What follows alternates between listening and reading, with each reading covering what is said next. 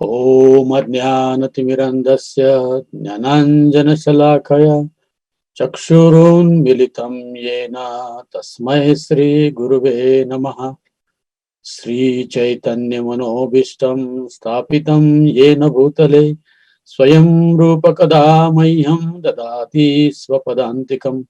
नमः ॐ विष्णुपदाय कृष्णप्रेष्ठाय भूतले श्रीमते भक्ति वेदांत स्वामी निति नामिने। नमस्ते सरस्वती देवे गौरवाणी प्रचारिणे निर्विशेष शून्यवादी पाश्चात्य देश तारिणे।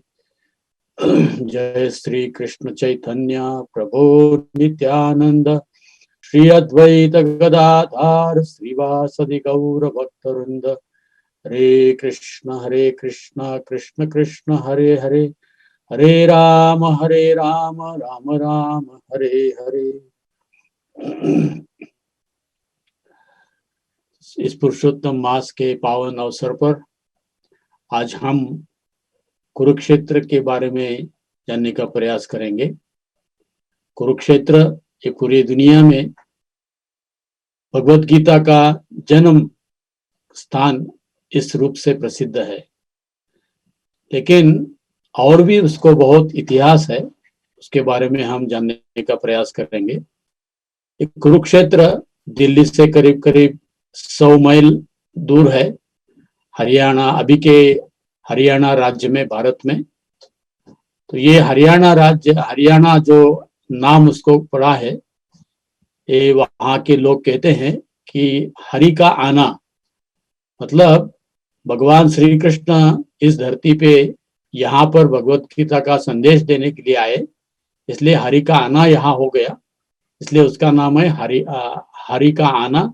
बाद में उसका अभी जो कहते हैं वो उसको हरियाणा कहते हैं।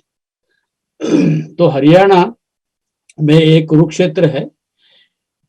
इसकी लंबाई और चौड़ाई ऐसी बताई गई कि 100 मील तक 48 कोस, मतलब 100 मील इसका एरिया है या प्रांत है, जहाँ पर इसको कुरुक्षेत्र कहा जाता है।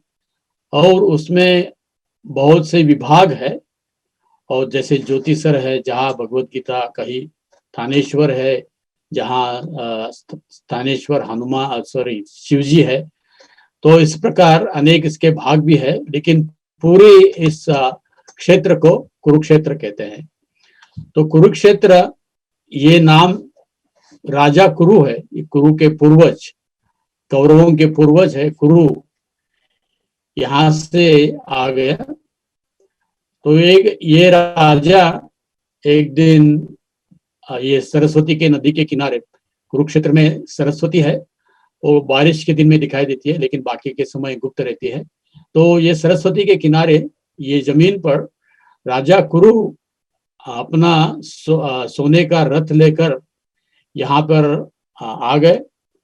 और यहाँ आने के बाद उस रथ को उन्होंने शिवजी का नंदी और भैंस, यम जी की भैंस को लेकर उस रथ को उस यहाँ आकर इस जमीन को वो उजालने लगे, उस जमीन को तैयार करने लगे खेती करने के लिए। तो उस समय स्वर्ग के राजा इंद्र पर वहां पर आ गए और उन्होंने पूछा कि आप ये किसकी खेती कर रहे हो? तो कुरु राजा ने बताया कि मैं यहाँ 8 प्रकार के जो धर्म के बीज है वो यहाँ डालना चाहता हूँ। तो उन्होंने बताया कि जैसे तपस्या और सत्यता, क्षमा, दया, शुद्धता और दान, योगा और ब्रह्मचर्य, ये 8 धर्म के जो अंग है उसको मैं यहाँ बीज के रूप में बोना चाहता हूँ। तो इंद्र ने पूछा कि आप इसके लिए बीज कहाँ से लाओगे? तो गुरु ने कहा कि ये मेरे पास बीज है, अपने हाथ को दिखाया और कहा कि ये बीज मेरे पास है। तो इंद्र हंस पड़े बोले कि ये कैसा बीज हो सकता है, और वहां से वो चले गए।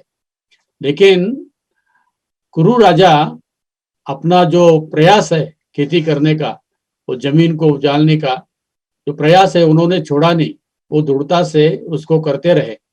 और इस प्रयास को देखकर वहां पर विष्णु आ गए, और विष्णु ने वही पूछा कि आप क्या कर रहे हो यहाँ। तो गुरु ने वही बताया कि मैं धर्म के ये 8 अंग जो है, तपस्या, सत्यता, क्षमा, दया, शुद्धता, दान, योगा और ब्रह्मचर्य, इस 8 चीजों का मैं बीज यहाँ पर बोने का प्रयास कर रहा हूँ। तो विष्णु ने वही प्रश्न पूछा जो इंद्र ने भी पूछा था कि आपके पास बीज कहाँ है। तो गुरु ने अपना बायां हाथ उनको दिखाया और कहा कि ये बीज है। तो विष्णु ने तुरंत उस हाथ के 1000 भाग किए और उसको बीज के रूप में जमीन में बोया। बाद में उन्होंने दाया हाथ आगे किया तो उसका भी 1000 टुकड़ा किया और वो भी जमीन में बोया। बाद में अपने दोनों पांव भी आगे किए तो उसको भी विष्णु ने काटा और वो भी उसका भी बीज बनाया। और उसके बाद में अपना शरीर, अपना जो सर है वो भी उन्होंने अर्पण किया और उसका बीज बनकर ये जमीन में विष्णु ने बोया। तो गुरु की इस त्याग के प्रति विष्णु बहुत प्रसन्न हो गए और उस समय वो अपना आशीर्वाद देने लगे। उस समय इंद्र भी वहां पर आ गया, वो भी बहुत प्रसन्न हो गया। उन्होंने नहीं जाना कि इतनी शक्ति या इतना त्याग गुरु कर सकते हैं। तो ये त्याग को देखकर इंद्र भी प्रसन्न हो गए। और बाद में विष्णु ने पूछा कि आपको इस त्याग को देखकर हम बहुत प्रसन्न हो गए हैं, तो आपको हम कुछ वर देना चाहते हैं, आशीर्वाद देना चाहते हैं, तो आप क्या चाहिए उसको मांग लो। तो गुरु ने कहा, मैंने त्याग किया है, धर्म के लिए बीज बोए हैं, इसलिए इसको, और हालांकि मैंने यहाँ पर तपस्या की है, मैंने यहाँ पर खेती का काम किया है और मैंने यहाँ कष्ट किए हैं, त्याग किए हैं, तो इस क्षेत्र को मेरे नाम से जाना जाए। तो इसलिए उस क्षेत्र को कुरुक्षेत्र नाम हो गया। तो इसलिए धर्म क्षेत्र कुरुक्षेत्र, भगवत गीता का आरंभ जो होता है इस शब्द से होता है, धर्म क्षेत्र कुरुक्षेत्र। तो इसलिए ये एक धर्म क्षेत्र है क्योंकि कुरु ने वहां पर धार्मिक कार्य किए और कुरु के बाद बहुत से लोगों ने, बहुत साधु, बहुत भक्त, स्वयं भगवान भी वहां आकर उन्होंने धार्मिक कार्य की और स्वयं भगवान ने उधर धर्म की शिक्षा दी है। धर्म सर्वोच्च धर्म है, सनातन धर्म की शिक्षा उसी क्षेत्र से दी है क्योंकि उसको धर्म क्षेत्र कहा जाता है और कुरु के नाम से इस क्षेत्र को जाना जाता है, इसलिए कुरुक्षेत्र।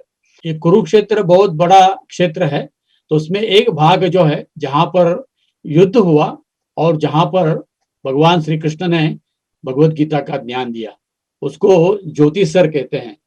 और इस ज्योतिसर पे आज भी वहां पर जाए तो एक बहुत बड़ा वृक्ष है और उस वृक्ष के नीचे आप देखते हैं कि वहां बहुत कुंड भी है और वहां भगवान श्री कृष्ण अपने रथ में बैठकर अर्जुन को भगवत गीता का संदेश दे रहे हैं। इसकी मूर्ति भी वहां उस पेड़ के नीचे रखी गई है। तो ये पेड़ जो है ये 5000 बरस पुराना है, जहाँ वो साक्षी है भगवान श्री कृष्ण ने जो अर्जुन को जो ज्ञान दिया उसका ये पेड़ साक्षी है। तो पांडव जब वनवास से वापस आ गए और उन्होंने अपने हक का जो राज्य है वो 5 जो मिलना चाहिए ऐसे दुर्योधन के पास मांग की, धृतराष्ट्र के पास मांग की, लेकिन दुर्योधन बहुत हठी था, बहुत स्वार्थी था। उन्होंने इस मांग को नकार कर दिया। लेकिन पांडवों ने कहा कि हम क्षत्रिय है इसलिए राज्य करना हमारा कर्तव्य है, तो इसलिए कम से कम 5 गांव हमें दीजिए। तो उद्धव ने, धृतराष्ट्र ने, सॉरी दुर्योधन ने गुस्से से, अहंकार से कहा कि मैं आपको इतना भी जमीन नहीं दूंगा कि जो सुई के ऊपर, उसके ऊपर जितना भी जमीन रहे उतना भी मैं आपको नहीं दूंगा। तो ये पांडवों का तो ये अपमान कर दिया, पहले तो बहुत बार अपमान किया था। तो पांडव यहाँ पर फिर भी इसकी सहनशीलता युधिष्ठिर महाराज की, वो चुप बैठते हैं। लेकिन भगवान श्री कृष्ण कहते हैं कि ये क्षत्रिय है, इनको आप 5 गांव दे दीजिए।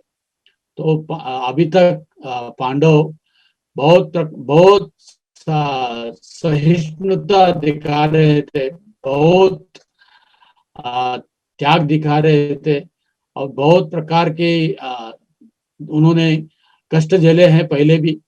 लेकिन अभी यहाँ पर उस जमीन के लिए उनको युद्ध करना अनिवार्य था। तो पूरे दुनिया के, क्योंकि वो हस्तिनापुर पूरे दुनिया का सम्राट था, और इसलिए सब दुनिया के राजा उनके नीचे काम करते थे। तो पूरे दुनिया के राजा, कोई ने पांडवों का साथ दिया, कोई ने कौरवों का साथ दिया। लेकिन कृष्ण शांति दूत बन के दुर्योधन के पास गए, और दुर्योधन ने कहा कि देखिए भाई, ये ऐसा युद्ध की परिस्थिति मत लाओ, और आप सामंजस्य से पांडवों को उनका जो अधिकार है उसको जमीन दे दो। लेकिन दुर्योधन फिर से अपनी अहंकार से इस स्वयं भगवान श्री कृष्ण की मांग को उन्होंने नकार कर दिया, उन्होंने स्वीकार नहीं किया। और ऐसा नहीं है कि ये पांडव युद्ध करना चाहते थे, बहुत बार शांति का प्रस्ताव दिया, स्वयं भगवान श्री कृष्ण ने दिया।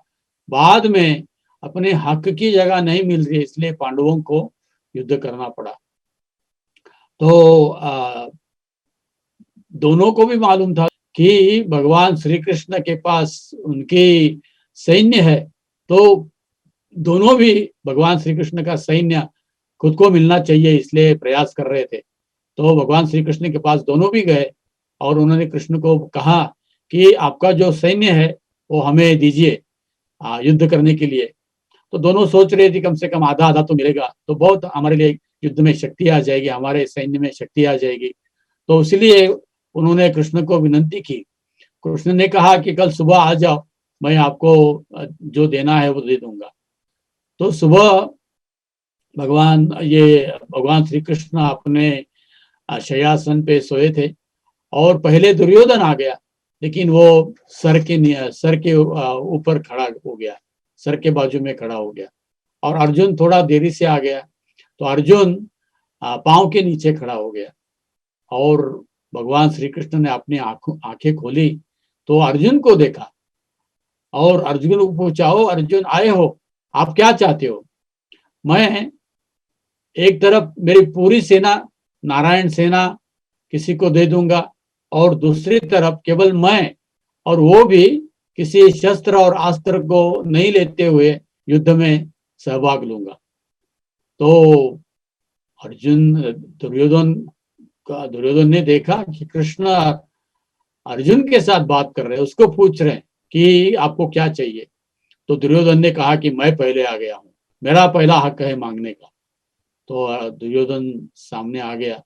तो कृष्ण ने पूछा कि ठीक है, आप जो भी चाहते हो, क्योंकि देखो मेरे पास ये तो मेरा नारायण सेना है, और दूसरी तरफ मैं हूं अकेला, जहाँ जिसके पास सेना नहीं है, शस्त्र भी नहीं है, अस्त्र भी नहीं है, और मैं अकेला किसी का साथ दूंगा। तो दुर्योधन ने सोचा कि अकेला कृष्ण लेने से अच्छा है कि उसकी पूरी 18 अक्षौहिणी सेना ले लूंगा। तो पूरी सेना को उन्होंने मांग लिया।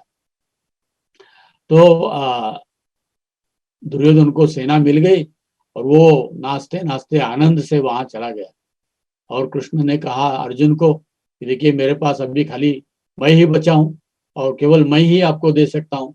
अर्जुन कहते हैं कि मुझे आप ही चाहिए, मुझे आपका सैन्य नहीं चाहिए, क्योंकि आपकी शक्ति उस सैन्य में है, जहां आप है वहां पूरा आपका सैन्य है।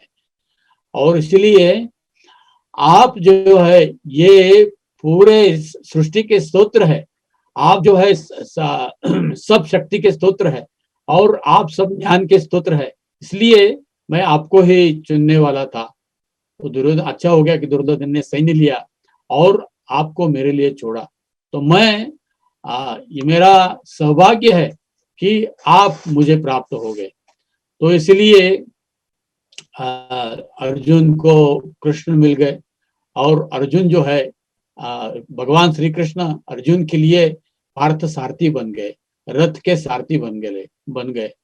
और ये जब दोनों भी अपना रथ लेके, जहाँ भगवान श्री कृष्ण अर्जुन का रथ का सारथ्य कर रहे हैं, और यहाँ पर कौरवों की सेना, जो दुर्योधन जाके भीष्म को कहता है कि देखिए, भीष्म, द्रोणाचार्य, कृपाचार्य, धृतराष्ट्र, सब लोगों को दुर्योधन आनंद से कहता है कि कृष्ण ने मुझे उसका पूरा सैन्य दे दिया है और उसके सैन्य की ताकत भी मेरे पीछे है। तो इसलिए एक तो हमारे पास भीष्म पितामह है जो कि हमारे सेनापति है, उनको इच्छा मरण का आशीर्वाद उनके पिता शंतनु से मिला है, और कृष्ण का इतना बड़ा सैन्य हमें प्राप्त हो गया है, तो हमें तो अभी युद्ध हारने की कोई चिंता ही नहीं करनी चाहिए, हमारा विजय जो है ये निश्चित है। और ऐसा मानकर दुर्योधन आनंद मना रहा था। और यहाँ पर अर्जुन और पांडव जो है, ये कृष्ण होने के नाते, क्योंकि उन्होंने मालूम है बहुत बार पहले कृष्ण ने उनका रक्षण किया है और कृष्ण उनके चाहता है और कृष्ण के प्रति उनका प्रेम भी है, और इसलिए अर्जुन और युधिष्ठिर, भीम, नकुल, सहदेव, ये सब कृष्ण को पाकर आनंदित हो गए हैं। और वो बाद में युद्ध का प्रसंग जब आता है, ये सब अपने अपने रथ लेकर कुरुक्षेत्र पे आ जाते हैं। और कुरुक्षेत्र में आने के बाद दोनों तरफ सेना खड़ी हुई है, एक तरफ कौरवों की सेना खड़ी है, दुर्योधन है, भीष्म जिसका सेनापति है, कृपाचार्य, द्रोणाचार्य, शकुनी, दुशासन, कर्ण, दुर्योधन, पूरा सेना उनके पास खड़ी है, पूरी सेना दुर्योधन के पीछे खड़ी है। और यहाँ पर बहुत कम सेना और कृष्ण अर्जुन के साथ खड़े हैं, और अर्जुन इच्छा करते हैं कि किसके किसके साथ मुझे युद्ध करना है, ये मैं देखना चाहता हूँ, और मेरा रथ जो है ये युद्ध भूमि के बीच में लेकर आइए। तो ये कुरुक्षेत्र पर युद्ध हो रहा है, लेकिन इसका वर्णन वहां पे 100 से ज्यादा मील दूर हस्तिनापुर में संजय, जो धृतराष्ट्र का सेवक है, वो संजय धृतराष्ट्र को इसका वर्णन कर रहा है।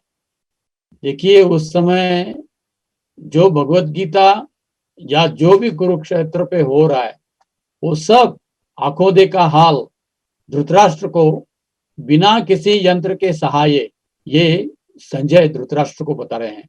तो भगवत गीता के अंत में धृतराष्ट्र कहते हैं कि ये कैसे उनको शक्य हो गया, किस प्रकार से उन्होंने किया। उन्होंने कहा कि व्यास प्रसादात, मेरे को व्यासदेव ने दृष्टि दी है, और इसलिए मैं व्यासदेव ने दी हुई दृष्टि से कुरुक्षेत्र के जमीन पर क्या हो रहा है इसको मैं देख सकता हूँ। तो उसी प्रकार भगवत गीता कुरुक्षेत्र पे जो कही है, वो अगर हमें समझना चाहिए, उसको अगर हमें समझना चाहिए, तो उसको हमें व्यासदेव की कृपा चाहिए। अन्यथा कुरुक्षेत्र पे जो भी हो रहा है, खास करके भगवत गीता का कथन जो भगवान ने किया है, उसको व्यासदेव की कृपा के बिना हम समझ नहीं पाएंगे।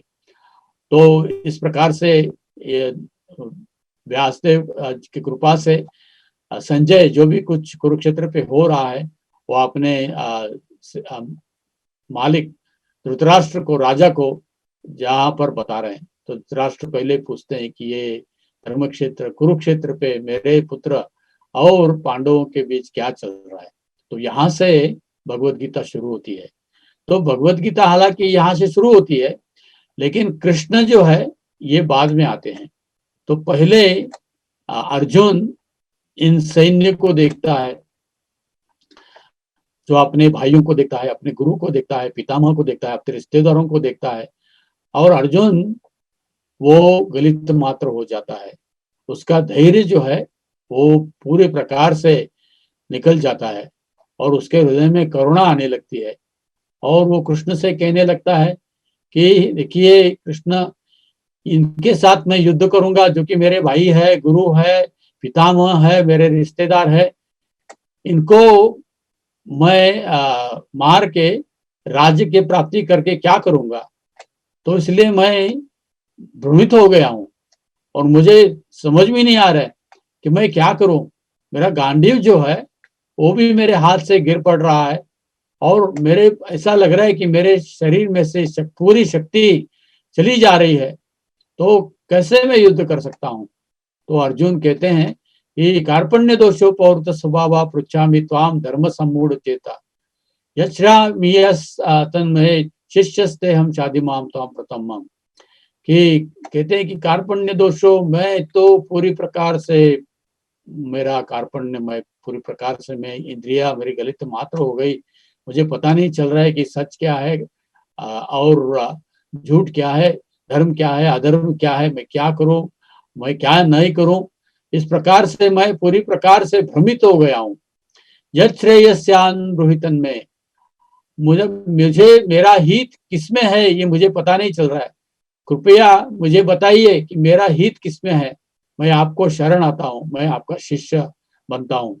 तो भगवत गीता समझने का ये तरीका है। हमें भगवान को पूछना चाहिए कि मैं भ्रमित हूँ, आप मुझे बताइए।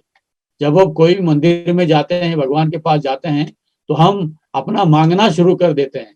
जब तक अपना मांगना शुरू करते हैं, ये दो ये दो ये दो, तो भगवान तब तक चुप बैठते हैं। लेकिन भगवान को जो कुछ देना है वो अगर हम पूछे कि देखिए ये सब चीज भौतिक दुनिया से मांग कर भी मुझे सुख नहीं मिलता है, मुझे शांति नहीं मिलती है, तो भगवान आप मुझे जो अच्छा है, मेरे लिए जो अच्छा है, आप मुझे वो बताइए।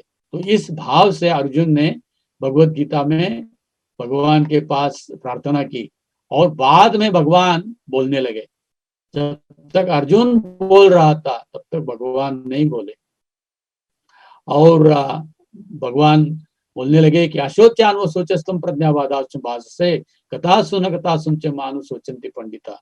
लेकिन आप अर्जुन, आप पंडित जैसे बातें कर रहे हो, लेकिन जो ज्ञानी है, जो बुद्धिमान है, जो शास्त्र जानता है, वो कभी गता सुन च, जो नाश होने वाली चीज है उसके बारे में सोचता नहीं है। और इसलिए अविनाशी तो तद विद्धि, अविनाशी जो है उसके बारे में आप जानने का प्रयास करो। ये न जायते मृते वा कदाचिन आयम भूत्वा भाविता वानुभूया अजो नित्य शाश्वत पुराणो न हन्यते अन्यमाने शरीरे। देखिए आत्मा ये सनातन है, न जायते, इसका जन्म नहीं है, इसका मृत्यु नहीं है, इसका कोई भूत भविष्य और वर्तमान नहीं है। और इसलिए ये इस प्रकार भगवत गीता, भगवान भगवत गीता का ज्ञान शुरू करते हैं। है पहले आत्मा बताया है कि किस प्रकार आत्मा सनातन है, बाद में परमात्मा या भगवान के बारे में, खुद के बारे में बताया है, और बाद में प्रकृति के बारे में बताया है, बाद में कर्म के बारे में बताया है, और बाद में काल के बारे में बताया है। तो इस 5 चीज को भगवान इस भगवत गीता में वर्णन करते हैं। तो आत्मा सनातन है। तो बहुत ऐसे आत्मा के गुण भगवान ने भगवत गीता में बताया। दूसरे अध्याय में और 15वें अध्याय में भगवान आत्मा के लक्षण बताते हैं। और उसके बाद भगवान स्वयं को स्वयं का भी परिचय करा दे रहे हैं। तो कुरुक्षेत्र ऐसी भूमि है, ये युद्ध भूमि ऐसी है कि जहां कृष्ण खुद की पहचान करके दे रहे हैं। क्योंकि हम सब हमारा कृष्ण के साथ संबंध जो है भूल गए हैं। और यहाँ पर कृष्ण बताते हैं कि हम सर्वस्व प्रदो मत्वा सर्वम प्रवर्तते इति मत्वा भजन्ते मां भूता भाव समन्विता। क्योंकि जो भी आप इस दुनिया में देखते हो, जो आपके देखते हो और नहीं देखते हो, ऐसी सब भौतिक और आध्यात्मिक जगत जो है, ये भगवान कहते हैं कि ये सब मुझसे निर्माण हो गया है और मैं उसका नियंत्रण करता हूँ। और जो ये समझ जाता है वो नम्रता से मेरी भक्ति में लीन हो जाता है। वैसे तो भगवान बहुत कुछ ऐसे खुद के बारे में वर्णन कर रहे हैं। तो अर्जुन कहते हैं कि आप कह रहे हैं तो आप तो पुराण पुरुष है, आपने ही ये भगवान ये भी कहते हैं कि ये ज्ञान मैं पहली बार नहीं दे रहा हूँ, एवं विवस्वते योगान प्रोक्तवान हम अव्ययम। यह जो ज्ञान है ये सृष्टि से शुरुआत में मैंने सूर्यदेव को दिया था और वही ज्ञान मैं आपको दे रहा हूँ। और आपको मैं क्यों दे रहा हूँ कि ये ज्ञान भक्तों से में सखा चेती रहस्य में तदुत्तम। आप मेरे भक्त हो और इसलिए मैं इस भगवत गीता का रहस्य मैं आपको बता रहा हूँ। तो ऐसा नहीं है कि भगवत गीता का ज्ञान ये कुरुक्षेत्र में पहली बार भगवान दे रहे हैं। ये ज्ञान पहले सूर्यदेव को भी दिया था और भगवान ने फिर से जो पूरे भूल गए हैं इसलिए स एवाय मया योग प्रोक्त पुरातना। ये योग जो है ये पुरातन योग है, पहला ऐसा नहीं है कि भगवत गीता पहली बार का भगवान कह रहे हैं। कई कोई लोग प्रश्न पूछते हैं कि भगवत गीता भगवान ने 5000 वर्ष पहले कही तो उसके पहले कौन सा ज्ञान था? तो उसके पहले भी वही ज्ञान था। भगवान श्री कृष्ण केवल उस ज्ञान को यहाँ अर्जुन के लिए और अर्जुन के माध्यम से हम सबके लिए दोहरा रहे हैं। तो भगवान कहते हैं कि ये ज्ञान मैंने पहले सूर्यदेव को दिया था। तो भगवान खुद को यहाँ पर प्रस्तापित कर रहे हैं कि वो भगवान है और सब देवताओं की भी देव है।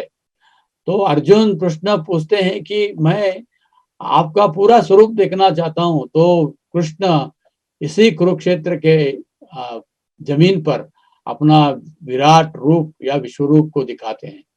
तो ये दुर्योधन को भी दिखाया था, पहले यशोदा को भी दिखाया था, अर्जुन को भी दिखाया था।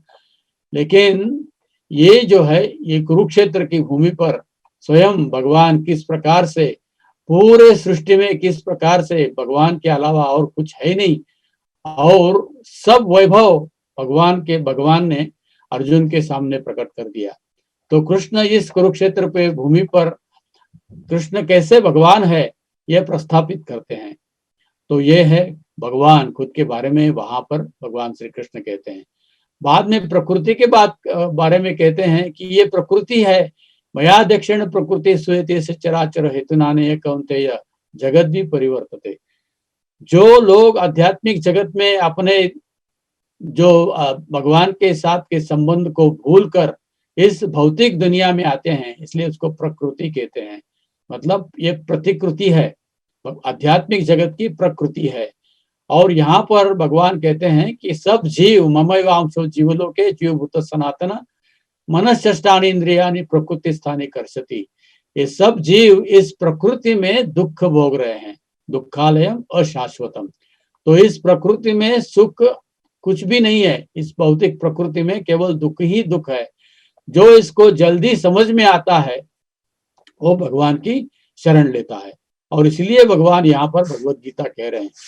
तो इस प्रकृति का ज्ञान देने के बाद इस प्रकृति में जीवात्मा किस प्रकार से अटक जाता है, मतलब कर्म के बंधन में। जो भी हम क्रिया करते हैं उसके परिणाम होते हैं और कर्म का मतलब है क्रिया और उसके परिणाम। तो जो भी हम भगवान की भक्ति को छोड़कर जो भी और भी कुछ क्रिया करते हैं उस क्रिया हमको कर्म के रूप में यहाँ पर भोगनी पड़ती है और ये कर्म का चक्र जो है उसको संसार कहते हैं। तो इसलिए कर्म के बंधन से मुक्त होने के लिए यह भगवत गीता है। ऐसा नहीं है कि यहाँ पर कर्म करते रहो कर्म करते रहो कर्म करते रहो।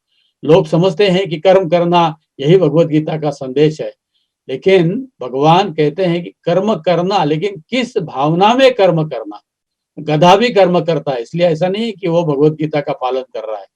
किस भावना में कर्म करना ये भगवत गीता सिखाती है। तो कर्म भगवत भावना में करना, भगवान श्री कृष्ण के संबंध में कर्म करना, और इसलिए ये कर्म का सिद्धांत भगवत गीता में भगवान बता रहे हैं।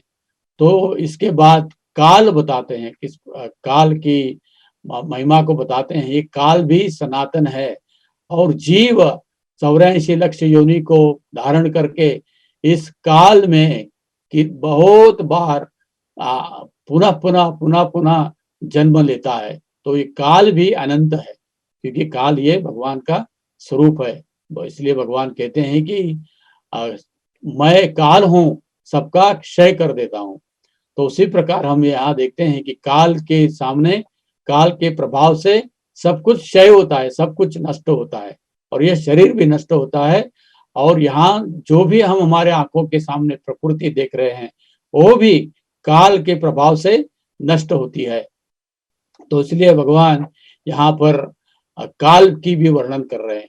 और इस 5 विषयों का वर्णन करने के बाद अर्जुन कहते हैं कि मेरा भी मोह नष्ट हो गया और मैं समझ गया कि मैं सनातन आत्मा हूँ, आपका सेवक हूँ, कर्म के बंधन में पड़ा हुआ हूँ और काल शाश्वत है और इसलिए मैं इससे मुक्तता पाना चाहता हूँ। तो इसलिए अर्जुन जिन्होंने कहा था कि मैं मोहित आ गया हूँ, मैं भ्रमित हो गया हूँ, वो अर्जुन अब कहता है कि नष्टो मोहा स्मृतिर्लब्ध्वा त्वत्प्रसादात् मया अच्युत स्थितोस्मि गत संदेह करिष्ये वचनं तव।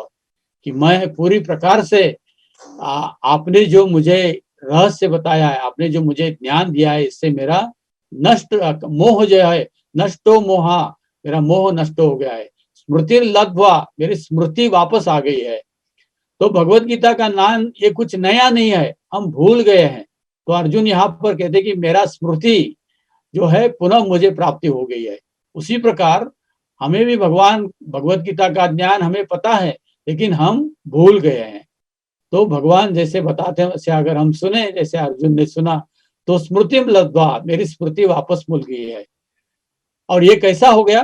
त्वत्प्रसादात् मया अच्युत, ये अच्युत कृष्ण आपके कृपा से हो गया। स्थितोस्मि गत संदेह, मैं मेरी स्थिति को जान गया कि मैं आपका सेवक हूँ, आपकी प्रसन्नता के लिए मुझे कार्य करना है। गत संदेह, मेरा पूरा संदेह, जो भी मेरे प्रश्न थे वो सब पूरे प्रकार से मेरा संदेह नष्ट हो गया, मेरे प्रश्न हो गए, सब मेरे प्रश्न जो है ये नष्ट हो गए। करिष्ये वचनम तव, मैं ये वचन देता हूँ कि मैं जो भी मुझे करने के लिए बता रहे हैं उसको करने के लिए मैं अभी तैयार हूँ। और इस प्रकार अर्जुन जो कि इस कुरुक्षेत्र भूमि को छोड़कर भागना चाहता था, उसको भगवान की कृपा से वो इस युद्ध में सहभाग लेता है। ये भी तो धर्म युद्ध है और इसलिए इस युद्ध से अर्जुन ने शुरुआत किया और हर रोज अपना अपना शंख बजाए और भगवान ने अपना पांचजन्य बजाया और यहाँ से युद्ध की शुरुआत होती है। तो इस प्रकार से ये भगवत गीता का पूरा ज्ञान इस धर्म क्षेत्र, इस धार्मिक स्तर पर, धर्म की स्तरी पर दिया है। तो ऐसा पवित्र स्नान है। और यहाँ पर युद्ध शुरू हो गया, 18 दिन तक युद्ध चला और बाद में इस युद्ध में भगवान श्री कृष्ण का 7 पांडवों को था। जहाँ कृष्ण है, इस भगवत गीता में अंतिम कहते हैं कि यत्र योगेश्वर कृष्ण यत्र पार्थ धनुर्धर तत्र श्री विजय और नीतिर्मत्वा मतिर्मम। संजय कहते हैं कि जहाँ पर अर्जुन है, जहाँ पर कृष्ण है, वहां पर विजय निश्चित है, वहां पर धर्म है।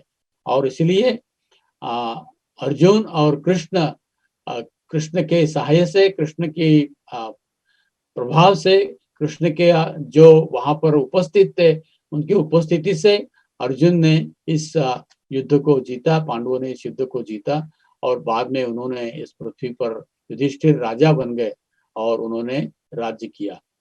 तो ये भगवत गीता का ऐसा ज्ञान जो कि पूरे दुनिया में आज भी प्रसिद्ध है और सब ज्ञान, दुनिया में जो भी शास्त्र का ज्ञान है तो उसको समझने के लिए सबसे पहले ये भगवत गीता का ज्ञान हमें समझना चाहिए, क्योंकि ये सबका मूल है। सब शास्त्र, जितने भी धर्म ग्रंथ है, उसको समझने के लिए हमें पहले भगवत गीता समझना चाहिए। अगर हम भगवत गीता को छोड़कर धर्म का ज्ञान प्राप्त करने का प्रयास करेंगे तो कुछ भी हमें पता नहीं चलेगा, पूरी प्रकार से हम भ्रमित हो जाएंगे। तो पहले इस भ्रम से मुक्त होने के लिए हमें भगवत गीता का ज्ञान समझना चाहिए। इसलिए अर्जुन के माध्यम से ये भगवत गीता का ज्ञान पूरे दुनिया के उद्धार के लिए भगवान श्री कृष्ण ने इस कुरुक्षेत्र की धरती पर दिया है, धर्म क्षेत्र पे दिया है।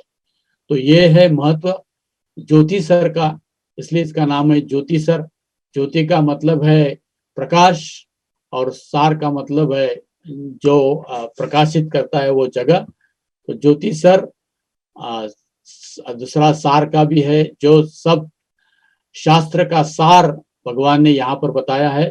और ज्योति का मतलब है प्रकाश, का मतलब है ज्ञान। सो पूरे ज्ञान का सार जो है इस जगह पे दिया है, इसलिए उसका नाम है ज्योतिसर। तो इस ज्योतिसर में इस युद्ध हुआ और जहां पर भगवत गीता का ज्ञान दिया भगवान ने। ये क्षेत्र बहुत बड़ा है और पूरा पांडवों का और कौरवों का सैन्य यहाँ पर था और 18 दिन तक घनघोर युद्ध हुआ। तो इस युद्ध में 18 दिन हर रोज कोई ना कोई किसी का वध पांडव करते हैं। तो इस युद्ध के भीष्म जो है, जो सेनापति है, वो किस प्रकार से उनको उनका वध अर्जुन करते हैं, ये हम जानेंगे। ये इसका जगह का नाम है भीष्म कुंड बाणगंगा, जहां पर भीष्म के साथ युद्ध हुआ था।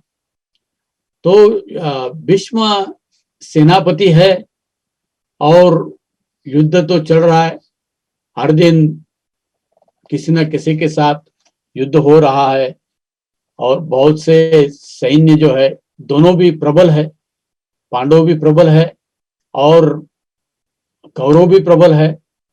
तो उसमें भीष्म जो है ये सेनापति है। तो भीष्म ये इनके साथ युद्ध करने के लिए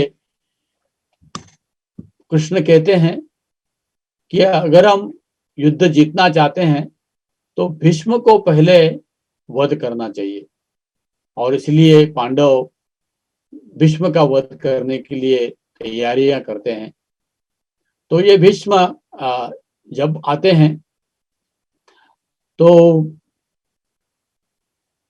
भीष्म आपको पता है कि ये शंतनु और गंगा देवी का पुत्र है और जन्म देते ही गंगा उसको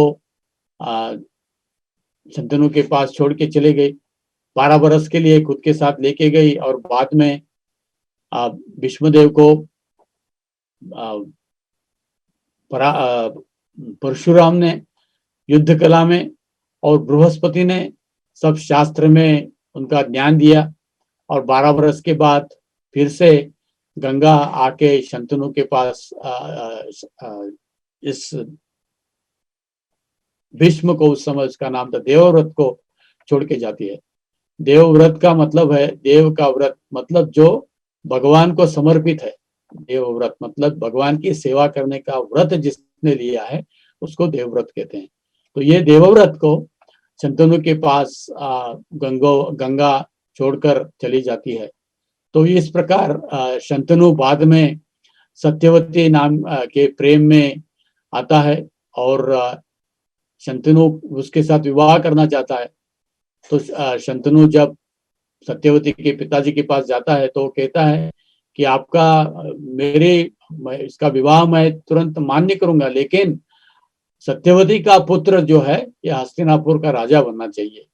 तो शंतनु जो है ये बहुत प्रश्न में पड़ते हैं कि प्रश्न निर्माण होता है उनके सामने कि ये कैसे हो सकता है कि देवव्रत ये पुत्र है और ये तो इसका हक है हस्तिनापुर के गद्दी पर। तो वो निराश होते हैं, तो अपने निराश होकर वो ऐसे ही अपने जीवन, उनके जीवन में निराश अवस्था आती है और वो बहुत से संयम रखते हैं, किसी का बात नहीं करते हैं। तो देवव्रत को पता चलता है कि अपने पिताजी बहुत दुखी है, तो उनके पास जाते हैं और पूछते हैं कि पिताजी आपके इस शांत रहने का, आपके दुख का, आप निराश जो है इसका कारण क्या है। तो वो बताते हैं कि देखिए मैं सत्यवती से शादी करना चाहता हूँ, लेकिन उसका ये इच्छा है कि उसके सत्यवती के पुत्र को राजा बनाया जाए और मैं ये स्वीकार नहीं कर सकता हूँ, क्योंकि आप जो है ये राजा होने के पात्र है, मेरे साथ आप मेरे बाद आप राज्य करोगे। तो भीष्म कहते हैं कि आप चिंता मत करो। वो जाके सत्यवती के पिता के पास कहते हैं कि आप मेरे पिता की इच्छा पूरी कर दो, उसका और सत्यवती का विवाह होने दो। तो वो बताते हैं कि ये कैसे होगा, क्योंकि आप जो है ये राज्य के अधिकारी है। तो वहां पर देवव्रत कहते हैं कि मेरे पिता की संतुष्टि के लिए और इस हस्तिनापुर के सुख के लिए मैं यहाँ पर प्रतिज्ञा करता हूं। तो दोनों हाथ उठाकर भीष्म, ये देवव्रत प्रतिज्ञा करता है, मैं जीवन में अविवाहित रहूंगा, ब्रह्मचारी रहूंगा, कभी भी शादी नहीं करूंगा। तो ये व्रत जब करते हैं तो ये बहुत कठोर व्रत है, और इसलिए उसका नाम हो गया है भीष्म, मतलब जो कठोर व्रत को धारण करता है, जो जिसका व्रत जो है ये बहुत कठोर है, ये बहुत कठिन है। जीवन भर ब्रह्मचारी रहना बहुत कठिन है, और हस्तिनापुर की सेवा के लिए अपने पिता के लिए त्याग कर रहा है। तो सब देवता आकाश से पुष्पवृष्टि करते हैं और कहते हैं भीष्म भीष्म, मतलब कठोर व्रत धारण करने वाला, इसलिए उसका नाम है भीष्म हो गया। तो शंतनु उस त्याग को प्रसन्न हो जाते हैं और कहते हैं कि आपने मुझे ये ये विवाह के लिए मदद की है, इसलिए मैं आपको ये आशीर्वाद देता हूँ कि आपकी मृत्यु जब तक आप नहीं चाहोगे तब तक आपकी मृत्यु नहीं होगी।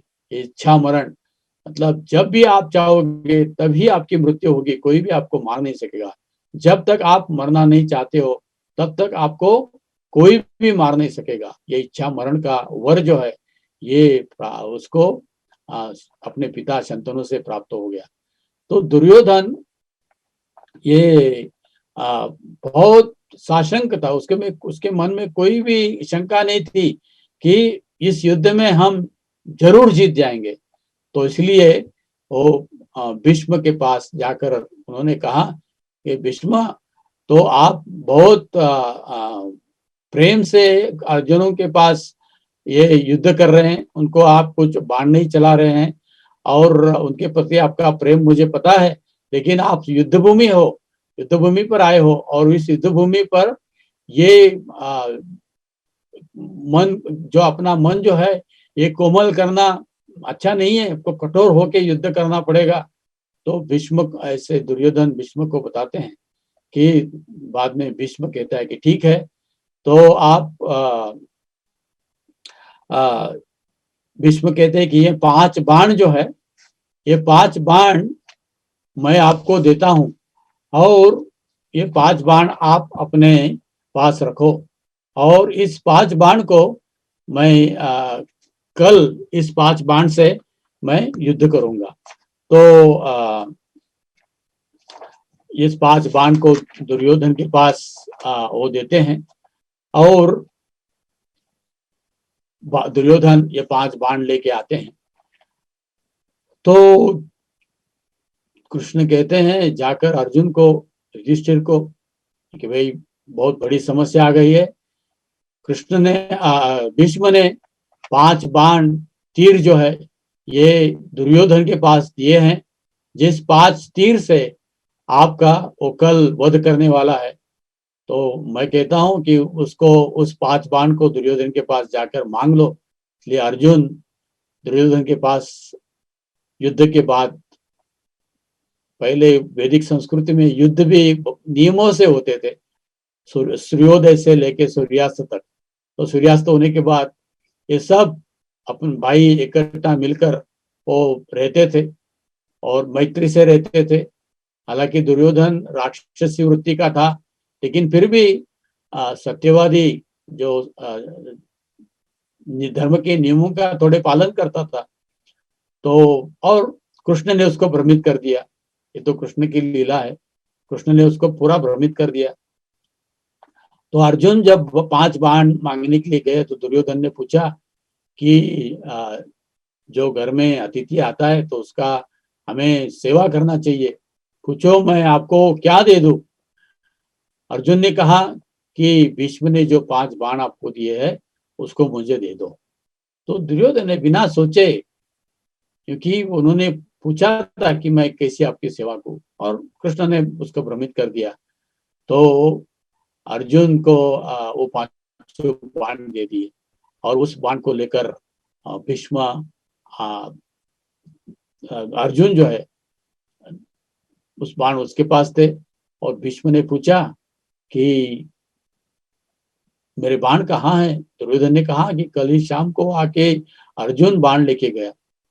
तो भीष्म जान गए कि ये भगवान श्री कृष्ण ही कह सकते हैं, क्योंकि उनको ये त्रिकालज्ञ है।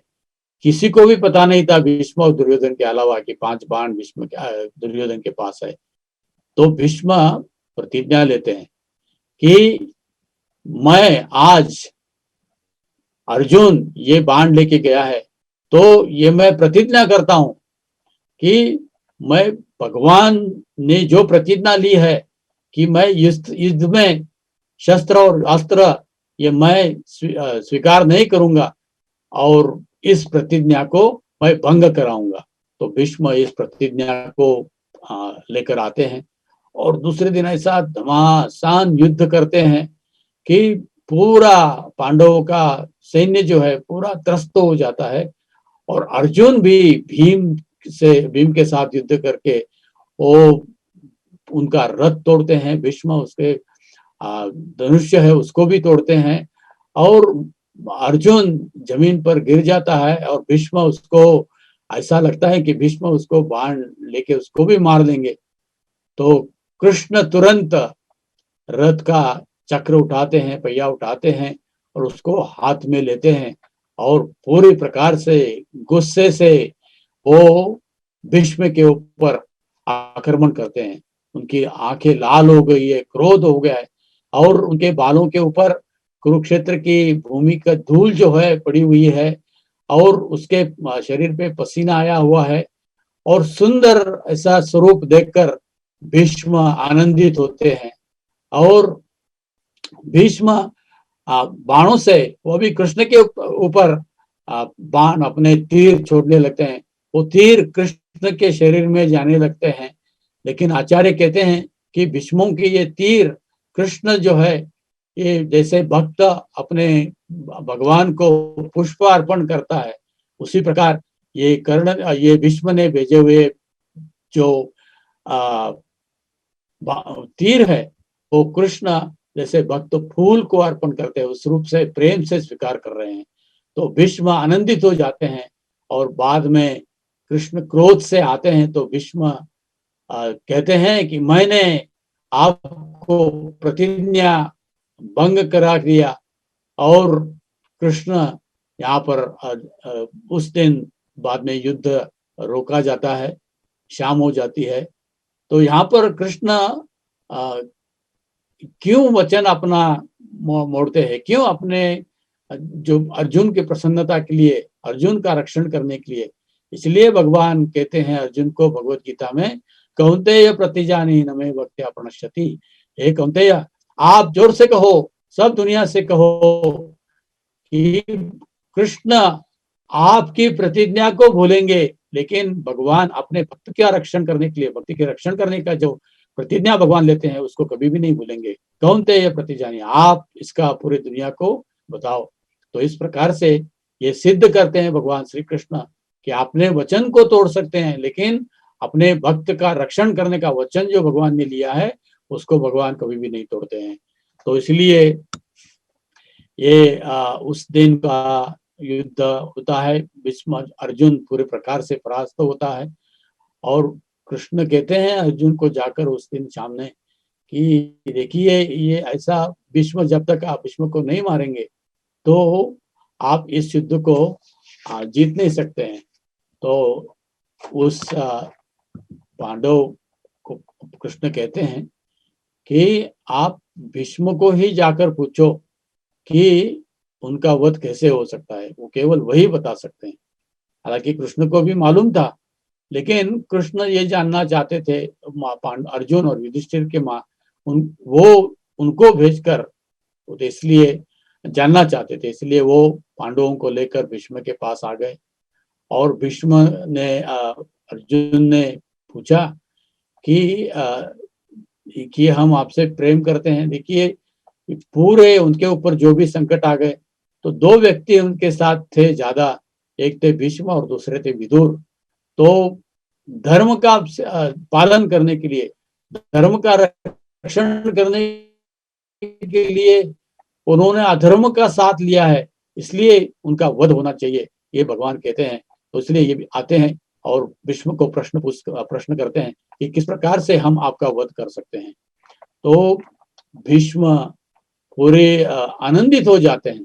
देखिए, मैं यही प्रश्न का मैं राह देख रहा था, और मैंने पहले जो भी आपको यातनाएं कष्ट हुए कुरु के पास और कुरु के साथ, मैं उस समय आपका रक्षण नहीं कर पाया, लेकिन आज यह अंतिम युद्ध है, इसलिए मैं आपकी सेवा या आपका रक्षण जरूर करूंगा।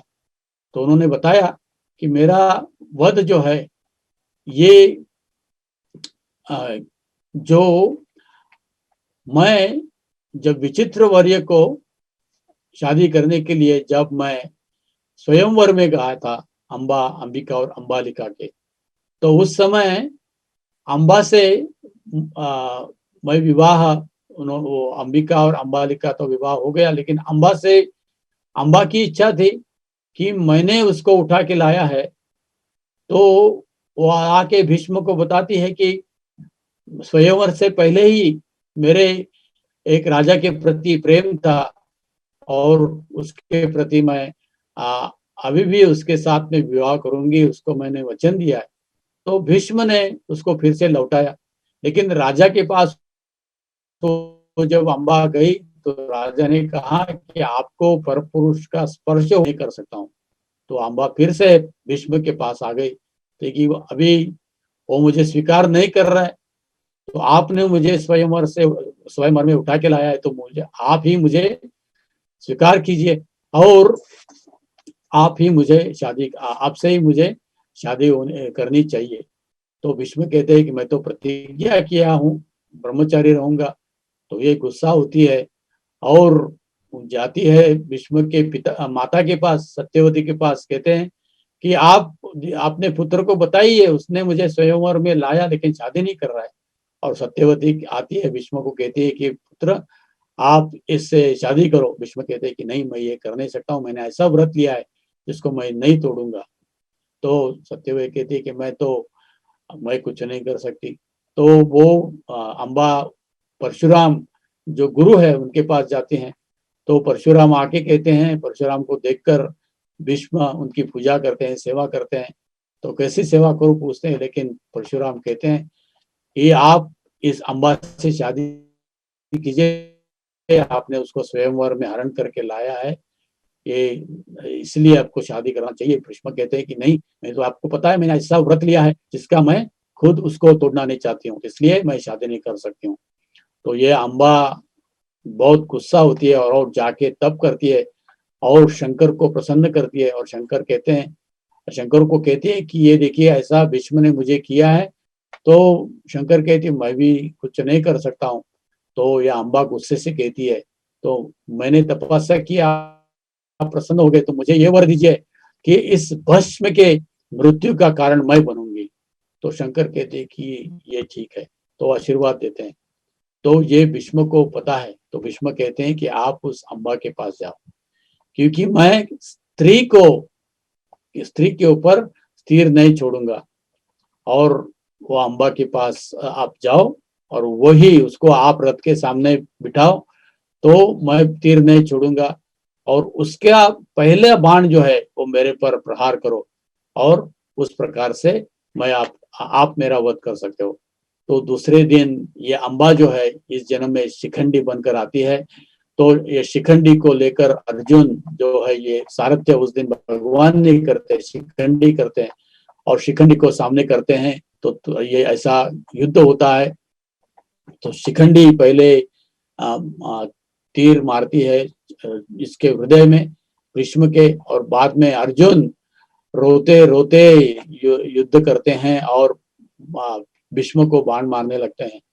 तो लेकिन प्रेम है अर्जुन का, तो बाण में कोई ताकत नहीं रहती है, शक्ति नहीं रहती है। तो भीष्म कहते हैं कि अर्जुन आप पूरी शक्ति लगाओ, पूरे शक्ति से प्रहार करो। तो अर्जुन अपना सन जमीन पर करते हैं, लेकिन देख नहीं सकते हैं, और ऐसे बाण मारो कि पूरा मेरा शरीर जो है मेरे ये गर्दन से लेके पूरे मेरे पांव तक मेरा शरीर ऐसा बाणों से भर दो कि उसमें दोनों तीर के पीछे एक ये ये अंगूठा भी है, ये रहना चाहिए। तो ये ऐसे अर्जुन तीर जो है रोते हैं, प्रेम होता है, लेकिन अपने गुरु के प्रति, अपने पितामह के प्रति प्रेम तो देख नहीं पाते हैं। वो जमीन की तरफ देखते हैं, लोग बाण और तीर मारते हैं और इस प्रकार से पूरे भीष्म के शरीर पे तीर हो जाते हैं और पूरे गर्दन से लेके पांव तक, और बाद में वो जमीन पर गिर जाते हैं। और जमीन पे गिरने के बाद उनका सिर जो है वो लटकता रहता है। तो दुर्योधन ये देखता है और दुर्योधन जाके रेशमी वस्त्र का तकिया लाता है और दुर्योधन तकिया को भीष्म को देते हैं। भीष्म कहते हैं कि नहीं, ये युद्ध भूमि है, युद्ध भूमि में आराम करना अच्छा नहीं है। तो इसको इसलिए, और दुर्योधन ने लाया है तो इसलिए उसको स्वीकार नहीं करते हैं। और अर्जुन उसकी भीष्म की इच्छा देखकर जमीन में तीर मारते हैं और अपने तीर से ही तकिया तैयार करते हैं। और इस प्रकार भीष्म देव वहां पर उत्तरायण का राह देखकर वहां पर रहते हैं और बाद में युद्ध चालू रहता है और भीष्म इस जगह पर रहे उत्तरायण का राह देखते हुए। इसलिए यहाँ पर जो भीष्मकुंड पे मंदिर है वहां पर देखते हैं कि भीष्म देव की मूर्ति है। यहाँ पर वो तीर पे सोए हैं, तीर का बिछाना है और पूरे तीर उनके शरीर में गए और वहां पर कृष्ण और पांडव भी है। तो युद्ध खत्म होने के बाद युधिष्ठिर को बहुत दुख होता है कि उसके राजा बनने की वजह से लेकिन बहुत लोगों का मृत्यु हो गया है। तो भीष्म को कृष्ण युधिष्ठिर को लेकर युद्ध होने के बाद राजा बनना रहा है। तो भीष्म के पास आते हैं और वहां पर भीष्म को कृष्ण अर्जुन के जो युधिष्ठिर को कहते हैं कि जो भी आपको प्रश्न है राजनीति के और आपकी जो भी समस्या है आप भीष्म को पूछो। तो ऐसे वहां पर संवाद होता है। भागवत में पहले स्कंद में उसका बहुत सुंदर वर्णन है और युधिष्ठिर के प्रश्न, और महाभारत का बहुत सा भाग जो है इस प्रश्न से भरा हुआ है, युधिष्ठिर के प्रश्न। और भीष्म उसको राजनीति के बारे में खास के और बहुत ऐसे धर्म के बारे में ज्ञान दे रहे हैं। और ये ज्ञान उत्तरायण होने के बाद खत्म करते हैं और वहां पर उत्तरायण देखकर, और कृष्ण सामने हैं और जीवन का लक्ष्य है कृष्ण को याद करके, तो कृष्ण को देखकर वो अपना प्राण जो है वो वहां पर त्याग देते हैं। इसलिए उसको भीष्म कुंड या बाण गंगा कहा जाता है। क्योंकि एक बार भीष्म को जब प्यास लगी तो वहां दुर्योधन ने पानी लाया तो फिर भी नहीं लिया। तो अर्जुन ने अपने तीर से बाजू में जमीन में तीर मारा तो गंगा देवी प्रसन्न होकर एक गंगा पानी लेके आई। तो और ऐसा तीर मारा कि पानी जो है ये भीष्म के मुख में जा रहा था। तो इस प्रकार पानी की व्यवस्था अर्जुन ने की थी। तो ये पानी भीष्म जो उस शैया पर, तीर के शैया पर रहकर उसका पानी का सेवन करते थे।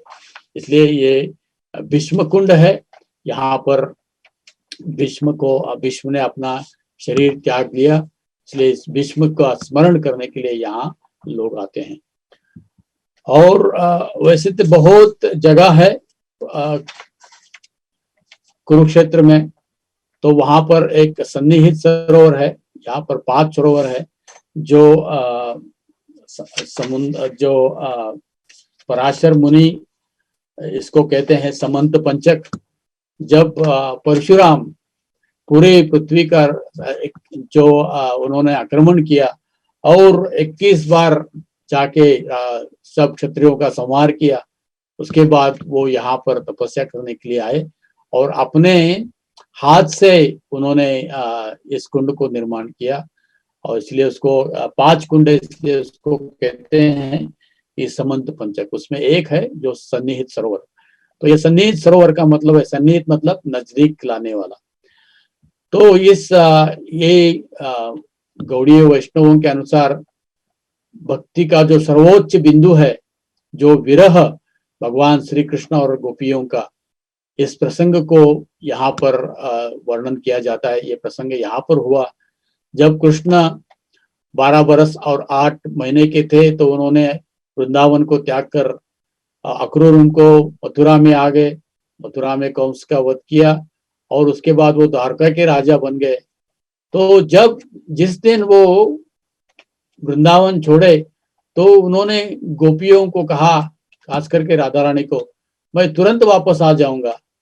और उस विरह में वो अपना हर दिन, गोपियां राधा रानी खास करके, वो हर दिन अपना दिन बिताते, बहुत अच्छे व्यंजन बनाते थे, फूल की माला बनाते थे और राह देखते थे पूरे दिन भर, और शाम तक वो राह देखते रहते थे, आंखों में आंसू लाकर। तो शाम तक देखे, आज आए नहीं, तो कल आएंगे ऐसा सोचकर फिर जाते हैं, रात को सो नहीं पाते हैं, रोते हैं। तो फिर दूसरे दिन वही पूरे व्यंजन बनाते हैं, पूरे हार बनाते हैं भगवान के लिए, श्रृंगार के लिए तैयारी करते हैं कि आज कृष्ण आ जाएंगे, आज कृष्ण आ जाएंगे, फिर भी नहीं आते हैं।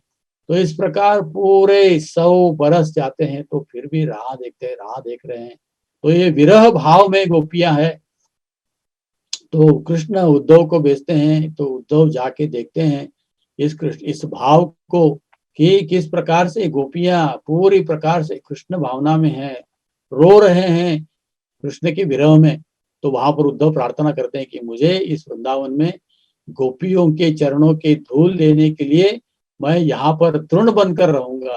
ये उद्धव कुंड के पास यहाँ पर प्रार्थना करते हैं। और इसलिए उद्धव कुंड पे स्वयं उद्धव भी इस गोपियों के भाव को देखकर, इस विरह के भाव, कितने विरह में भगवान के वो प्रेम कर रहे हैं, विरह कर रहे हैं, इतना भगवान के प्रति इनका प्रेम है, मेरा प्रेम कुछ भी नहीं है। तो इसको देखकर वो सोए हैं, वो उधर तृण का जन्म लेकर रहते हैं। तो ये गोपियां ये इतना विरह में है, तो कृष्ण जानते हैं। तो कृष्ण एक दिन संदेश भेजते हैं कि अभी ये सूर्य ग्रहण के दिन सब यदु लोग आ रहे हैं, तो आप ब्रजवासी भी सब आ जाओ, हम यहाँ पर मिलेंगे। तो सब राधा रानी और सब ब्रजवासी आते हैं। तो यहाँ पर कृष्ण और राधा रानी का फिर से मिलन होता है। लेकिन ये मिलन भी कैसा है, यहाँ पर द्वारका के राजा बनकर कृष्ण आए हैं, उनके सर पर मुकुट है, उनके बहुत से जो अलंकार उन्होंने पहने हुए हैं। जो राधा रानी देखती है तो उनको दुख होता है कि ये कृष्ण वृंदावन में जो कि वनमाला पहनते हैं, सर पर कृष्ण के मोर का मुकुट होता है, मोर का पगड़ी होती है, और बहुत से एकदम सादे, एकदम मधुर उनका श्याम सुंदर स्वरूप है। इस स्वरूप में वो कृष्ण को नहीं देखती है और कहती है कि आप कृष्ण वही हो और मैं भी वही राधा रानी हूँ, लेकिन आप इस द्वारका के भाव में है, आप मुकुट पहने हैं, आप इस राजा के स्वरूप में हैं। तो वो भाव जो है, उस भाव को हम क्या है, फिर भी कृष्ण होकर भी हम कृष्ण के पास नहीं है। तो ये सबसे ऊंचा भाव समझा जाता है। कृष्ण के पास है, फिर भी कृष्ण को वो वृंदावन के भाव में, मूल स्वरूप में राधा रानी नहीं देख रही है। तो अपने हृदय में वो रथ बनाते हैं और बलराम, सुभद्रा और स्वयं कृष्ण को अपने हृदय रथ पर बिठाकर वो वृंदावन में लेके आती है। तो चैतन्य महाप्रभु ने इस भाव को जाना और इस ये भाव में जगन्नाथपुरी में ये कृष्ण, बलराम और सुभद्रा इस राधा रानी का भाव स्वीकार करने के लिए वो वृंदावन में, जहाँ पर गुंडीचा मैदान है, ये रथ यात्रा के भाव में चैतन्य महाप्रभु ने इस लीला का स्मरण करने के लिए, क्योंकि चैतन्य महाप्रभु स्वयं कृष्ण है, जो राधा रानी का भाव समझने के लिए, राधा बनने का भाव को अनुभव करने के लिए चैतन्य महाप्रभु के स्वरूप से आए हैं। तो इसलिए चैतन्य महाप्रभु इस रथ यात्रा को बहुत महत्व देते हैं और इसलिए इस रथ यात्रा को मनाया जाता है। ये रथ यात्रा का भाव जो है, ये कुरुक्षेत्र में निर्माण हुआ है, ये कुरुक्षेत्र का भाव है। तो और एक जगह है जिसको अमीन कहते हैं और चक्रव्यूह भी कहते हैं, जहां पर अभिमन्यु को मारा गया था। इस अभिमन्यु जो है, ये एक दिन अ, अर्जुन जो युद्ध करते करते एक कोने में चले जाते हैं, तो दूसरी जगह ऐसी परिस्थिति निर्माण होती है कि चक्रव्यूह निर्माण करते हैं, और युधिष्ठिर को मालूम है कि केवल अभिमन्यु इस चक्रव्यूह को काट सकता है। तो अभिमन्यु को विनंती करते हैं, और ये अभिमन्यु कहता है कि मैं अंदर जाना चाहता हूँ लेकिन बाहर आना नहीं चाहता हूँ। तो युधिष्ठिर उसको वचन देते हैं कि भीम और सब आपके पीछे रहेंगे सब। तो इसका आप अर्जुन ये अभिमन्यु इस चक्रव्यूह को छोड़ के जाता है, तोड़ के अंदर जाता है। लेकिन अंदर जाने के बाद ऐसा चक्र निर्माण करते हैं, तो केवल अभिमन्यु अंदर आता है, भीष्म और भीम और कोई आ नहीं सकता है अंदर। और वहां पर ये 6 महारथी उसको अभिमन्यु को वहां पर मारते हैं और उसका वध होता है। ये अभिमन्यु अर्जुन का पुत्र है, अर्जुन और सुभद्रा का, और उसका विवाह भी युद्ध से पहले ही हुआ है।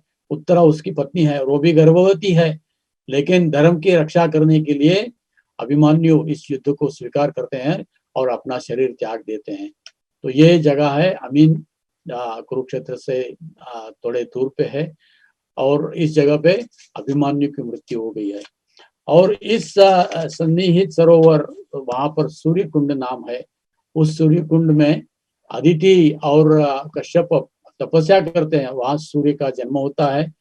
और यही जगह है जहां पर युद्ध के बाद सब कौरव मारे जाते हैं, लेकिन दुर्योधन बचा हुआ रहता है। तो दुर्योधन भाग जाता है युद्ध से, और ऐसा कहा जाता है कि लोग वहां के कहते हैं कि वो आके यहाँ इस कुंड में वो क्या हो गया, छुप गया था। तो बाद में कृष्ण को पता है कि इसलिए कृष्ण भीम को लेकर वहां आते हैं। लेकिन बहुत बार दुर्योधन को मारने की जो अवसर जो है प्राप्त हुआ था बहुत लोगों को, अभिमन्यु को भी प्राप्त हुआ था, पहले अर्जुन को भी प्राप्त हुआ था। और तो भीम ने ये प्रण लिया था कि मैं इसका वध करूंगा, तो इसलिए कोई उसको मारते नहीं थे। तो दुर्योधन को पता है कि ये भीम ही मुझे मार सकता है, मेरा प्रतिद्वंदी है। तो वो छुप के वहां, ये दुर्योधन छुप गया, और वहां पर सब पांडवों को लेकर कृष्ण आ गए और उसको आह्वान किया कि तुरंत बाहर आ जाओ, हम आपके साथ युद्ध करना चाहते हैं। तो दुर्योधन बाहर आ गया। तो युधिष्ठिर आखिरी प्रस्ताव रखते हैं कि देखिए अभी भी मान जाओ कि मैं भी अभी भी सब राज्य आप केवल हमें 5 गांव दीजिए, तो सब मैं छोड़ने के लिए तैयार हूँ। तो दुर्योधन अभी भी नकार देता है। तो भीम के साथ युद्ध होने लगता है, बहुत दिन तक युद्ध चलता है, प्रहार होते हैं।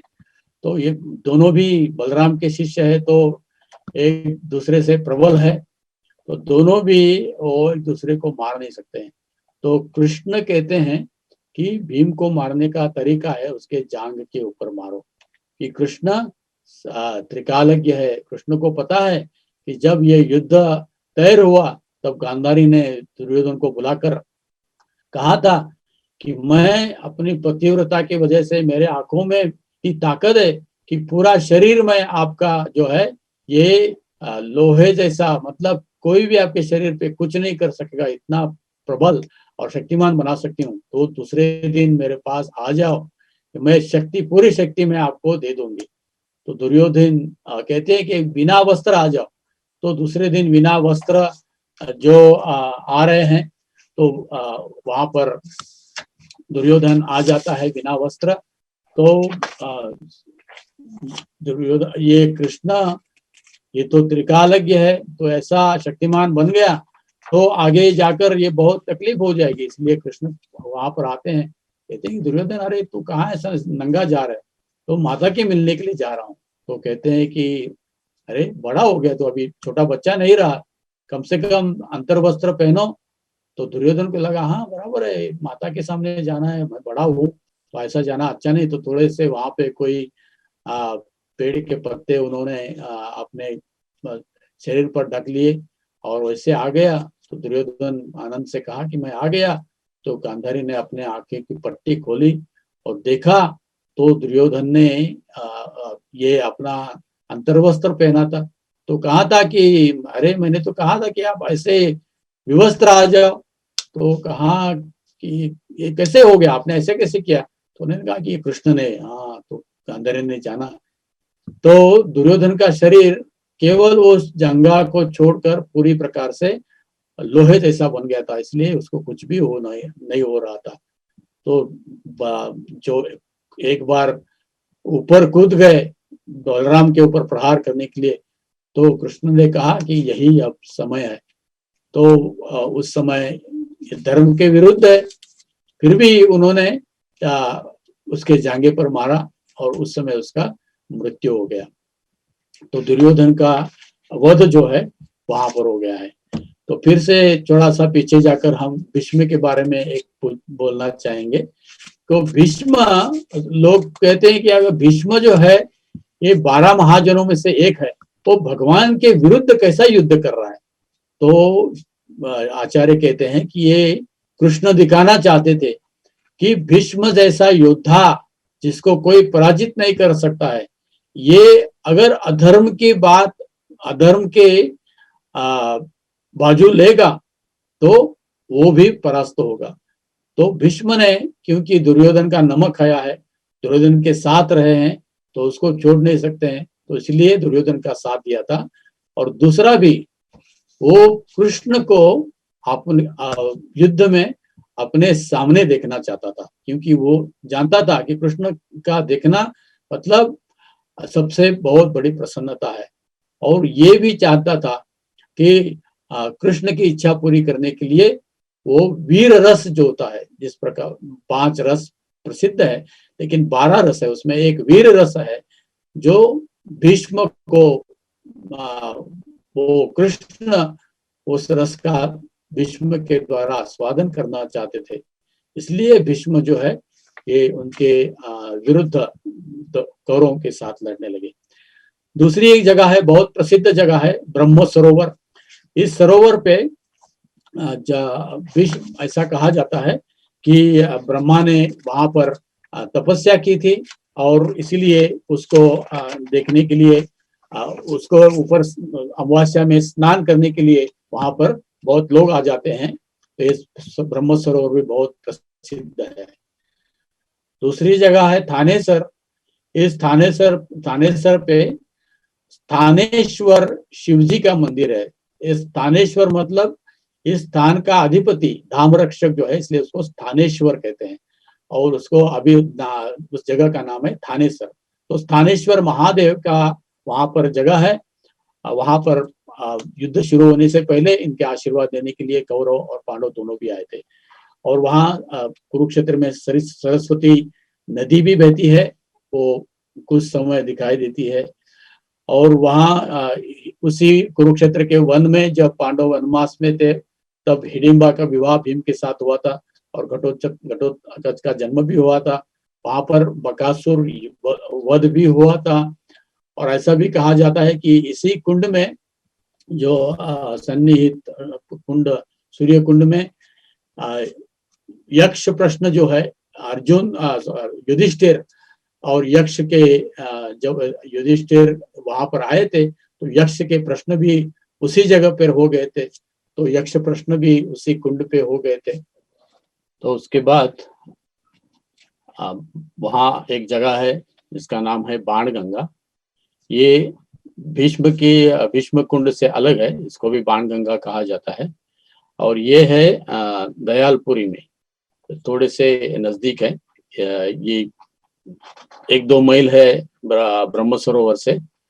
और इस जगह पे अर्जुन, जब अभिमन्यु को मारा गया था, तो उसी दिन अर्जुन ने एक प्रण लिया कि मैं कल सूर्यास्त होने से पहले मेरे अभिमन्यु की मृत्यु का जो कारण है जयद्रथ, उसका मैं वध करूंगा।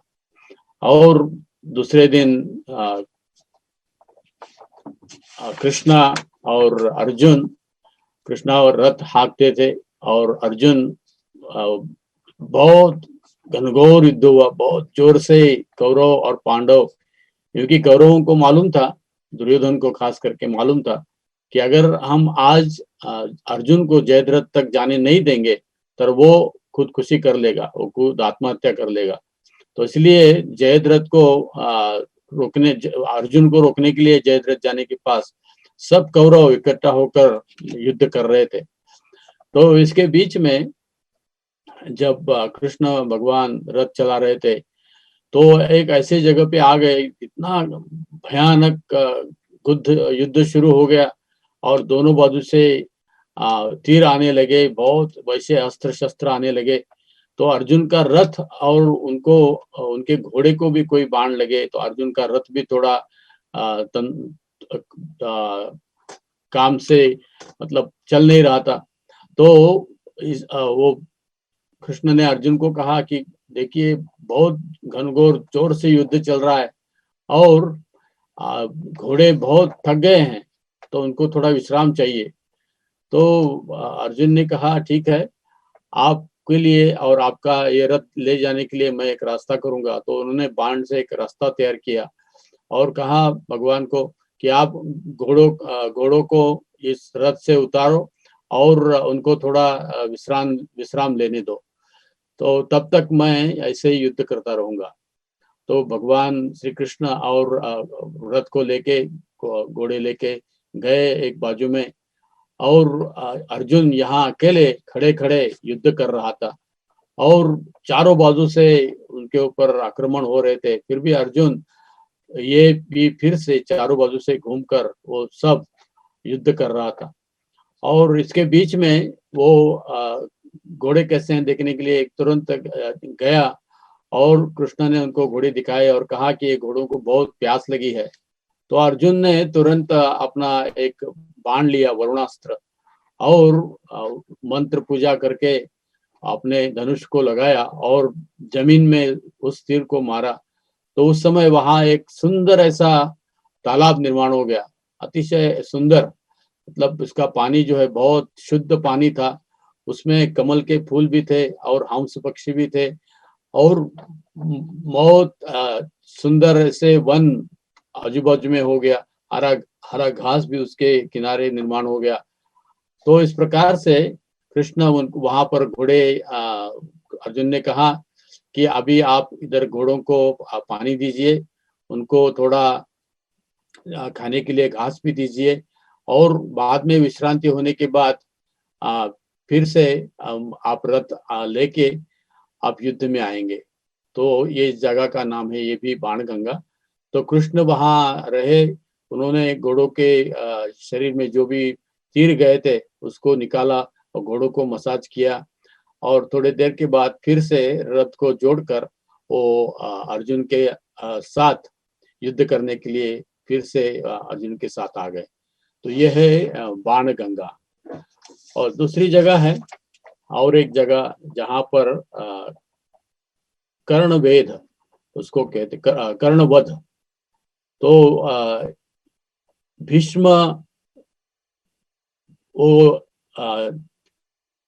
शैया पे, बाण शैया पे तीर के ऊपर मतलब गंभीर, उनको बहुत से ऐसे बाण लगे थे, तीर लगे थे, तो जमीन पे लेटे थे। तो युद्ध, वो सेनापति थे पहले, तो वो जाने के बाद वो बहुत गंभीर रूप से उनको चोट लगी थी, तो इसलिए वो युद्ध नहीं कर पाए। तो उसके बाद द्रोणाचार्य जो सेनापति बन गए और द्रोणाचार्य का भी वध हो गया। उसके बाद कर्ण को सेनापति बनाया गया दुर्योधन के द्वारा। तो ये कर्णवध बहुत लंबी जगह है जहां पर कर्ण का वध हो गया। और दोनों भी बहुत बुद्धिमान है, दोनों भी होशियार है और दोनों भी एक दूसरे से बड़े हैं और एक दूसरे से एक बाण तीर चलाने में माहिर है। तो दोनों का युद्ध हो रहा था। कृष्ण ने अर्जुन को कहा कि तेरे बाण जो है या तेरा धनुष है, इसकी दुनिया में कोई तुलना नहीं है, कर्ण भी आपके सामने कुछ भी नहीं है। तो थोड़ा प्रोत्साहन कृष्ण अर्जुन को दे रहे थे और ऐसे करते करते कर्ण और अर्जुन दोनों घमासान युद्ध हो रहा था। और पहले कृष्ण का रथ भी थोड़ा जमीन पे गया, तो कृष्ण ने उतार के अर्जुन का रथ थोड़ा जमीन पे उतार गया, तो कृष्ण खुद उतर गए और जमीन का जो पहिया चक्र जमीन में गया था उसको निकाला। और यहाँ पर शल्य को लेकर कर्ण युद्ध कर रहे थे। तो जब से जोर से युद्ध होने लगा तो अर्जुन ने तीर मारकर उसके धनुष तोड़ दिया, उसका रथ तोड़ दिया, और उसका पहिया जो है, चक्र है, ये नीचे जमीन के नीचे गया। तो पहले शल्य उतारा तो उसको वो ऊपर लाने के लिए नहीं हुआ, तो इसलिए कर्ण उतर गए। और कर्ण जो है उतरते समय अर्जुन को बोल रहे हैं कि देखिए पार्थ, थोड़ा रुको, कि मेरा चक्र जो है ये जमीन में गया है, तो उसको मैं निकालता हूँ। और जो सत्यवादी है, पुण्यवान है, वो कभी निशस्त्र जो सैनिक है उसके ऊपर बाण नहीं चलाते या तीर नहीं चलाते। और आप तो सबसे सत्यवादी है, तो मुझे क्षमा करो, मैं एक 2 मिनट में वापस आ जाऊंगा। और धर्म को ध्यान रखते हुए और युद्ध नीति के नियमों को ध्यान रखते हुए आप तब तक तीर मत चलाओ। तो जब धर्म की बात की तो तुरंत वहां कृष्ण ने उसको सुना कि धर्म के अनुसार युद्ध करो या नियमों के अनुसार युद्ध करो। तो कृष्ण वहां हंसे और कृष्ण ने कहा कि बहुत अच्छा है कि आप धर्म के बारे में बात कर रहे हो।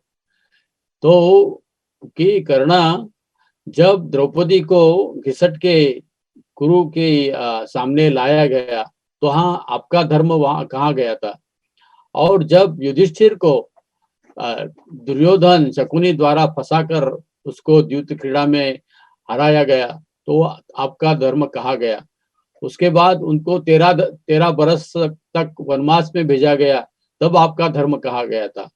और 13 बरस आने के बाद फिर भी उनको उनका राज्य नहीं दिया गया, तो तब उस आपका धर्म कहाँ गया था? और उनको वारणाव्रत में लाक्षागृह में डालकर जालने का प्रयास किया, तब आपका धर्म कहाँ गया था? और जब द्रौपदी का वस्त्रहरण हो रहा था, तब आपका धर्म कहाँ गया था? और जब आपने कहा द्रौपदी कि आप दूसरा पति ढूंढ लो, तो उस समय आपका धर्म कहाँ गया था? और कल थोड़े दिन पहले, 2-3 दिन पहले, अभिमन्यु को 6 महारथी ने घेरा था और उसको बिना सहाय मारा गया, तब आपका धर्म कहाँ गया था? अभी आपको धर्म याद आ रहा है? तो कर्ण जब ये सब कृष्ण के द्वारा सुने, तो कर्ण का सर जो है, शर्म से उन्होंने अपना सर नीचे किया, वो कुछ उसका उत्तर नहीं दे पाए। और कहा कि अगर उस समय आपने अगर धर्म का पालन किया होता, तो आज आप अपेक्षा कर सकते हो धर्म का पालन हो। तो कृष्ण ने तुरंत अर्जुन को कहा, अपना रथ जो है ये नजदीक लिया। कर्ण गुस्सा हो गया, वो बोल नहीं सका कुछ, क्योंकि उसको ये अच्छा नहीं लग रहा था कि उन्होंने ये जो काम किए दुर्योधन के साथ। लेकिन जो सच थे, उस समय उन्होंने कुछ नहीं किया। तो कृष्णा तुरंत अपना रथ नजदीक लाए और अर्जुन को कहा, उठाओ अपना धनुष और कर दो वध अर्जुन कर्ण का। तो अर्जुन ने सब जो कर्ण ने किए हुए कृत्य को वो याद कर रहे थे और बहुत गुस्सा हो गए, और उन्होंने अपना तीर निकाला और कर्ण का वध किया। तो ये जगह का नाम है कर्णवध। और उसके बाद थोड़ा सा दूरी पे एक जगह है, उसका नाम है दधीचि तीर्थ। ये दधीचि तीर्थ है जहाँ इंद्र जब राक्षसों के साथ युद्ध करना चाहते थे, तो उनको हड्डियों से बने हुए शस्त्र चाहिए थे। तो दधीचि ऋषि के पास इंद्र आ गए और उन्होंने मांगा कि आपकी जो हड्डियां हैं हमें युद्ध करने के लिए चाहिए। तो दधीचि ने इंद्र के विनंती को मान्य करके इस अपने हड्डियों को दधीचि को इंद्र को दिया था। तो यह है दधीचि तीर्थ। तो दूसरा एक महत्वपूर्ण जगह है जो कि ब्रह्म सरोवर और सन्निहित सरोवर के और समंत पंचक जो कहते हैं वहां से नजदीक, ये है श्री व्यास गौड़िया मठ।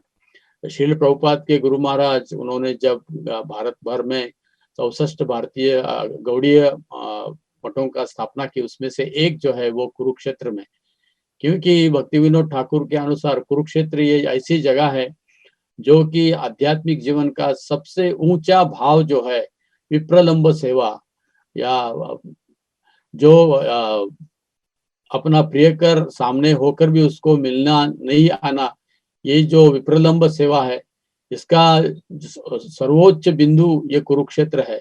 क्योंकि यहाँ पर कृष्ण ने सब ब्रजवासियों को, राधा रानी को बुलाया था, और वो जब यहाँ आए तो उन्होंने देखा कि कृष्ण जो है ये द्वारकावासी मुकुटधारी है, राजा है, तो उनको राधा रानी को बहुत विरह हो गया, और विरह से उन्होंने अपना हृदय में रथ बनाया। तो ये रथ यात्रा का चैतन्य महाप्रभु का सबसे ऊंचा भाव जो है, ये कहते हैं चैतन्य महाप्रभु।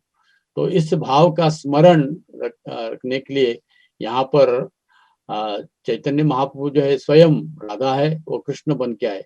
तो यहाँ की विग्रह का नाम है श्री गौर राधा विनोद राम प्यारी।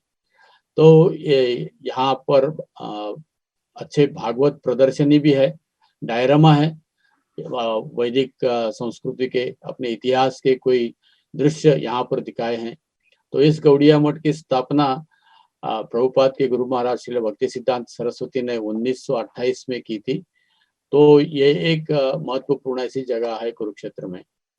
तो इस प्रकार से ये कुरुक्षेत्र बहुत वहाँ जगह है ऐसे, इसलिए ये जगह बहुत प्रसिद्ध है। तो अमावस्या के दिन यहाँ पर बहुत लोग आते हैं। तो ऐसे बहुत से स्थल है, लेकिन समय मर्यादित है।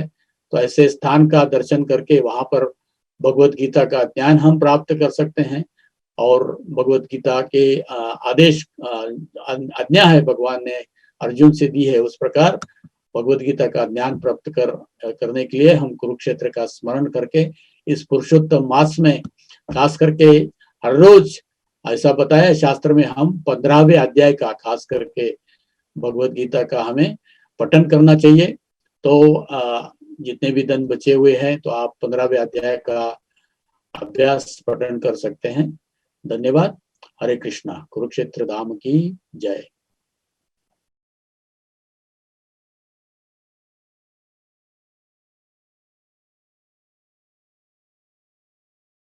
RG Media YouTube channel.